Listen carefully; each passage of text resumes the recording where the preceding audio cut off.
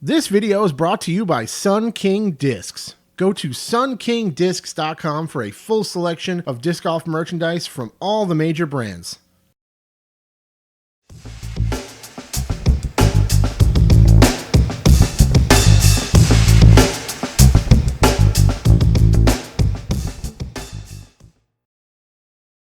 My people, hello. Welcome to my review of the DGA Blowfly. This is a very unique disc, both in terms of the plastic, or really just rubber that these are molded up in, and the design. There's really nothing else quite like the Blowfly on the market, and it's for that reason that I decided it really needed to be in the playlist here for you guys to check out, see how it flies, see how it looks compared to other discs, and also to get a sense for just how soft and flexible these discs really are. Big shout out to the sponsor of this video, Sun King Discs. Go to sunkingdiscs.com or just look for the link in the description below to check out the website. They've got a huge amount of awesome plastic on there, and they've been a really helpful sponsor, helped me out a lot over the last few years, and I really appreciate their support. Thank you also to all of my viewers and subscribers, my Disc Golf Nerd Patreon support team. You're all awesome. If you like the videos, hit that subscribe button and stay tuned for future uploads. And let's get into the review of the DGA Blowfly. These are the Blowfly 1. You're going to see the stamp is a little bit messed up on both of these, but I'm going to tell you exactly why shortly. But no real big issue. DGA signature line, flip flat, flies straight, old school. It'll also say Steady Ed on there, Blowfly 1, DGA, PGA approved, of course, and discgolf.com. Pretty cool that DGA's website is just discgolf.com. That's a pretty solid URL, I would say. So I have a pair of these. They performed basically exactly the same color, and yeah, there was no difference in the way these fly. So I'm just gonna put one aside for now, and let's take a look at the design of this thing. So it's got this weird kind of dome to it that slants up and then stops. So the very top of the flight plate is bored flat, but it does kind of have the dome because of this ridge there. I think you guys can see on camera. It's also got these little kind of ridges here, like an old school frisbee type design that does actually make it feel pretty grippy in that area. But this plastic, or this rubber, really is so soft and flexible that it doesn't really matter. I mean, the grip on this thing is ridiculous. Probably if there's ever a disc that had too much grip, this might be it. Let's take a look at the profile of this thing. Very kind of geometric, squared, kind of blocky look to it.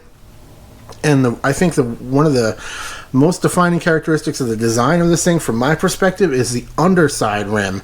So you can see that's completely on a slant there. There's no like straight wall down into the rim of this disc. It slides up and into the outer edge here, all the way from in here. So I hope that's coming up on camera, but you can see if I put my finger there on a straight line, rather than being like straight up and down like most discs, it actually is on like that type of angle there.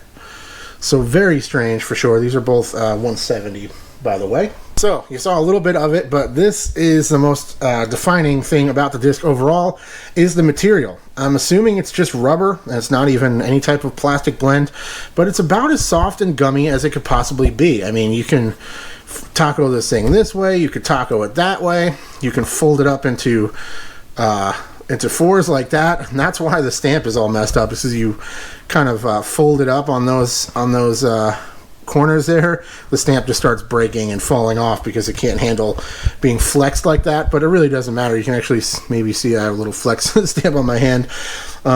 If you're gonna fold it up that much, it's gonna, the stamp's gonna flake off eventually, but really doesn't so much matter. This is a very specific shot type of disc. This is something that is somewhat limited in its use as far as I'm concerned. We're going to talk about the flight, and I'm going to show you guys how this thing flies a little bit later. But yeah, the feel of the material is unlike anything else. It's extremely grippy to the point where it kind of sticks to your hand sometimes, and that inside slant there makes it very strange to throw. Putting, it's less of an issue for sure, and if you kind of like really fan grip it, it's less of an issue. If you try to throw this thing far, it gets really difficult really quickly. Let's take a look at this thing next to some other options. First of all, we have a soft magnet. Now, this is a relatively new run of soft magnet, and this one's softer than most that I've seen. But even still, like, it's quite easy to get it to that point, but to fold it all the way in half, I feel like I would mess up the disc, for sure. So it's really flexible. It's almost as grippy. It's pretty comparable in grip, not quite, but this one still has enough structure to it that I feel like I can throw it without as much issue. And again, that angle of this inside rim is straight up and down, which allows it to kind of snap out of your hand and off your fingertips and put spin on the disc. The Blowfly having that angle, it's just very strange to deal with. Also, the now discontinued Mega Soft plastic from Latitude. This is the Mega Soft Zero Caltrup. This one is also extremely soft. This is about as close as it's going to get. I can tackle this thing all the way as well. But again, that more traditional inside rim allows me to throw and release this disc much more controllably, but it has a lot of the similar benefits in terms of being so soft and so gummy that when it hits the ground, it doesn't go anywhere. That is what the Blowfly is best for. So, all in all, it's extremely grippy. I don't mind these ridges. I don't really mind the fact that it has this weird slant, even though I like flatter top discs like the Caltrup much more. Let's put it up next to, in terms of rim design, side by side as well, which we haven't done just yet. Just to give you an idea of just how different and kind of unique the Blowfly is in terms of design. There you can see it pretty good there. And we'll do the same with the magnet, as I like to do.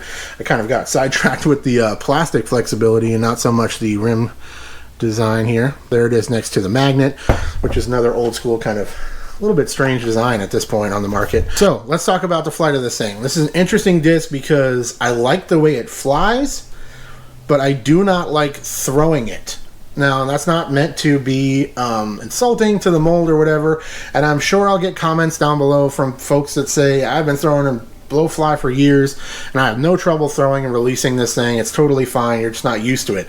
I understand that, and I'm sure I could get better with it over time and find some comfort, find the way I need to throw and release it to get it to work. But anytime I tried to throw this thing, I had trouble releasing it when I wanted to. Either sometimes it would release too early, or more often I would just grip lock this thing into next week and just throw it out way wide on hyzer when I'm trying to release it flat and straight at the bucket with a little kind of flip up. I'll end up just kind of hyzer yanking it out wide and having it go nowhere near what I was looking for. I have some of those misfires in this video, which I don't typically do. Usually they're operator error. And, you know, technically they still are in this case, but I do think the disc was at fault for some of these just in terms of me not being comfortable with the design and that slanted rim and extremely grippy soft plastic, making it somewhat inconsistent and difficult to release for sure. James seemed to have a little bit less trouble than I did, and I totally get it. I totally get why you'd want to have one of these in your bag, because if you get comfortable throwing it, it flies super straight. It'll kind of flip up, fly laser straight, slight fade, hit the ground, and go absolutely nowhere. Once it lands, and that's really nice. I liked it for putting as well, too. I found like it was pretty easy to connect with inside the circle, pop it out there, it held pretty straight and catches great in the chains, of course. I'm sure lots of players out there have been throwing these for a long time. They've been out forever. They've been DGA's best-selling disc throughout their history, as far as I know.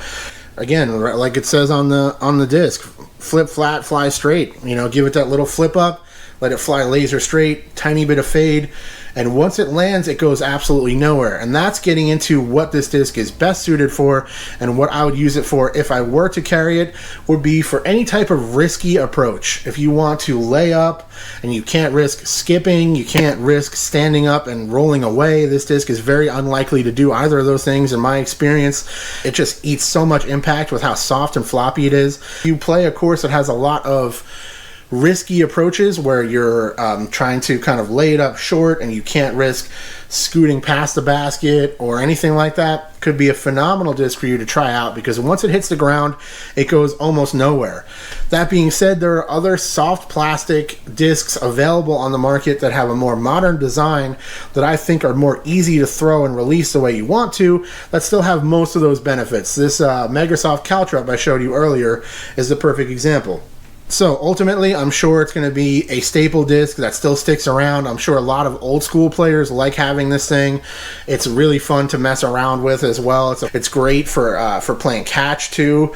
They are really fun to play catch with because they're so soft, and it's really kind of like a great disc for that option to kind of warm up before rounds, to play a little catch with your buddy, have a disc kind of stuffed in your bag for a trip to the beach that you can throw around and, you know, play some catch with it, play some golf with it, mess around. It's a great fun disc in that way. But ultimately, I think there are kind of more modern designs and softer materials that I think are a little bit more effective in terms of actual competitive golf play out there on the course. So that is my review on the Blowfly. Very interesting disc that I'm super happy to have here in the playlist for you guys to reference, see the way it's designed, see the way it flew for us, hear my thoughts on it in case it's something that you're investigating for yourself. That's my review on the Blowfly. Thank you so much for watching. Thank you once again to Sun King Discs for all their support over the last few years. They've been awesome. Hooked me up with a ton of great plastic, which I appreciate very much. Check them out in the description below. Thank you so much for the Disc Golf Nerd Patreon support team, my viewers, my subscribers, folks following me on Instagram. I appreciate all the support from all the different angles. I will continue to do my best to give you guys some content going forward, and I will check you later. Cheers. Thank you so much for watching, and big thank you to all of my Patreon supporters. If you would like to see your name listed in the credits of all of my videos, go to patreon.com/discgolfnerd.